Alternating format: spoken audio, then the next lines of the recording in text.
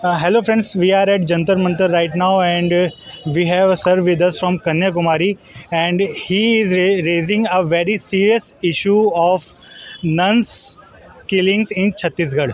Yes. Okay, let's speak to him and know his views. Hello sir. Ah, Okay. What is your name sir? my name is K. Ajay Kumar. Okay, and from which party you are? My All India Congress Party Okay. District General Secretary in Kanyakumari District. Mm-hmm. Rajiv Gandhi Panchayat Raj Sangadan, Mm-hmm. 5 District Coordinator. Okay.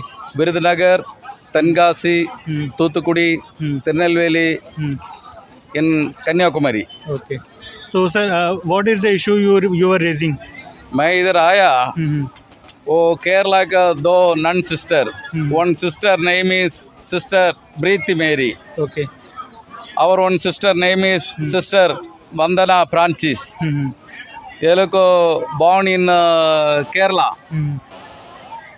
वो लोग को बिना शादी करके देश को सेवा करने के लिए भगवान के ऊपर विश्वास रखकर प्रॉमिस रखकर और गरीब वाला पुअर पीपल को दवा देता है, वो चलने के लिए नहीं होता है, वो पीपल को हेल्प करता है, मदद करता है, कपड़ा देता है, पढ़ने के लिए सिखाता है. ऐसा काम करने वाला सिस्टर लोग को वो छत्तीस वाला गवर्नमेंट ने वो लोग को जेल पकड़ के जेल में डाला है.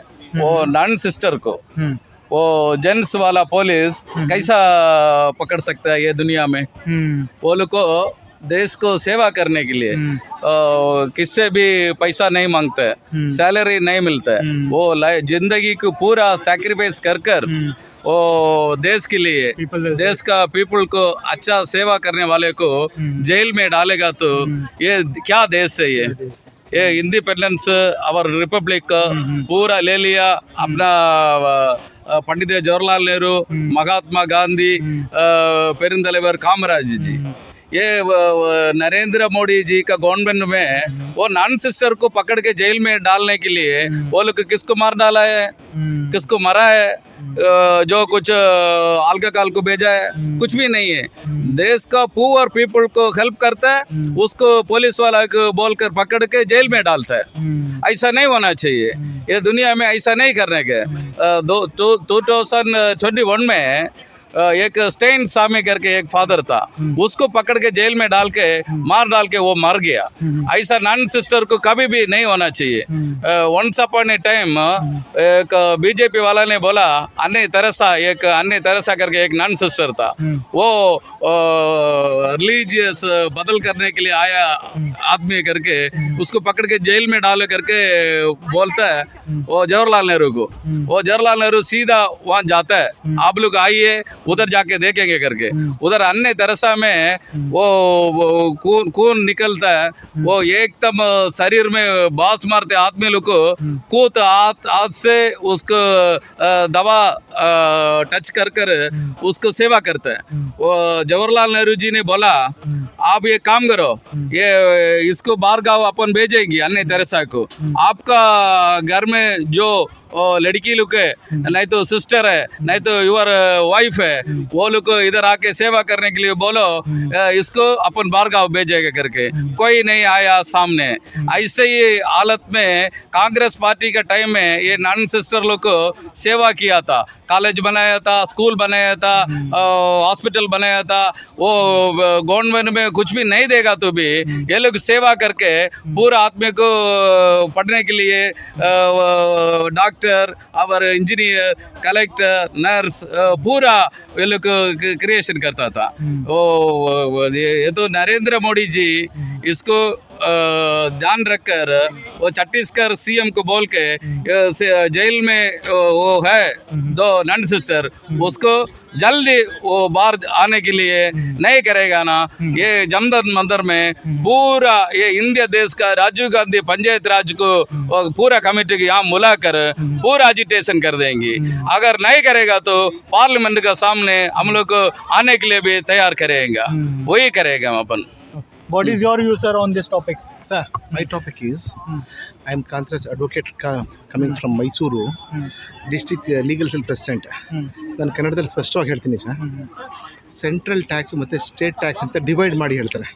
ಸೆಂಟ್ರಲ್ ಟ್ಯಾಕ್ಸು 12%, ಸ್ಟೇಟ್ ಟ್ಯಾಕ್ಸು 12%, ಕೆಲವು ಟ್ಯಾಕ್ಸ್ಗಳಲ್ಲಿ 18% ತೊಗೊತಾರೆ, 18%, ಕೆಲವು ಟ್ಯಾಕ್ಸು 9%, ಕೆಲವು ಸೆಂಟ್ರಲ್ ಟ್ಯಾಕ್ಸು 9%.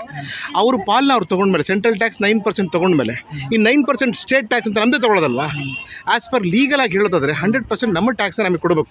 ಇವ್ರು ಆ್ಯಕ್ಚುಲಿ ಸ್ಟೇಟ್ ಟ್ಯಾಕ್ಸ್ನ ಕಲೆಕ್ಟ್ ಮಾಡೋಂಥ ರೈಟ್ಸೇ ಅವ್ರಿಗಿಲ್ಲ. State to state, central to central tax ಅವ್ರು ತೊಗೊಳ್ಳಿ, ಸ್ಟೇಟ್ ಟ್ಯಾಕ್ಸ್ ಏನಿದೆಯೋ ಅದನ್ನು ನಮ್ಗೆ ವಾಪಸ್ ಕೊಡೋದು ನಮ್ಮ ಹಕ್ಕು. ಆಸ್ ಪರ್ ಕಾನ್ಸ್ಟಿಟ್ಯೂಷನ್ ರೈಟ್ಸ್ ಏನಂತ ಹೇಳಿದ್ರೆ, ಈ ತೆರಿಗೆ ಅಂದರೆ ದೇಶ ಅಥವಾ ರಾಜ್ಯ ನಡಿಬೇಕಾದಂಥ ಸಂದರ್ಭ. ಇವರು ಕಾನ್ಸ್ಟಿಟ್ಯೂಷನ್ನ ಫಾಲೋ ಮಾಡದಿದ್ರೆ ಈ ಇಂಡಿಯಾನ ಯಾವ ರೀತಿ ನಡೆಸ್ತಾರೆ? ಇವರು ಕೊಡುವಂಥ ಜನಗಳು ಕಟ್ಟುವಂಥ ತೆರಿಗೆ ಹಣದಿಂದ ಸರ್ಕಾರ ನಡೆಸ್ತಾ ಇದ್ದಾರೆ. ಆ ಸರ್ಕಾರ ನಡೆಸುವಂಥ ಸಂದರ್ಭಗಳಲ್ಲಿ ಇವರು ನಮ್ಮ ತೆರಿಗೆ ಪಾಲನ್ನು ಇವ್ರು ತಗೊಂಡು ಇವ್ರು ನಮ್ಮ ತೆರಿಗೆನ ನಮಗೆ ಬರೀ 10 ಪೈಸೆ ಕೊಡೋದಾದರೆ ನಮ್ಮ ರಾಜ್ಯದಿಂದ ತೆರಿಗೆನ ಇವ್ರಿಗೆ ಏನಕ್ಕೆ ಕಟ್ಟಬೇಕು? ಮತ್ತು ಎರಡನೇ ವಿಚಾರ, ಟೋಲ್ಗಳಲ್ಲಿ ಟ್ಯಾಕ್ಸ್ ಕಲೆಕ್ಟ್ ಮಾಡ್ತಾರೆ.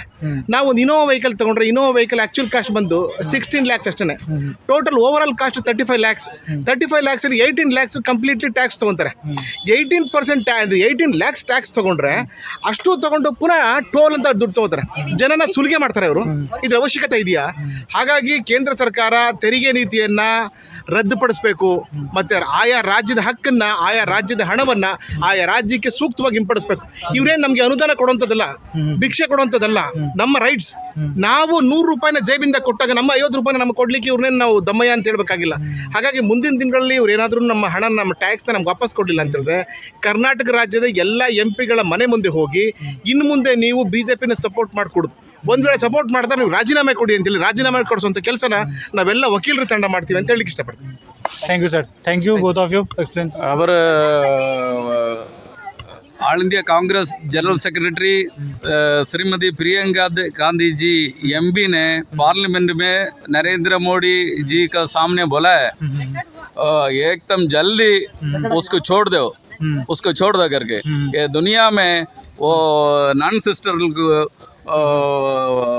प्रोटेक्शन करने के लिए खाली कांग्रेस गवर्नमेंट करने वाला है, नहीं तो ये BJP वाला में ये लायक नहीं है. ये गवर्नमेंट जल्दी वो लोग को छोड़ना जरूरी है. नमस्कार. Thank you.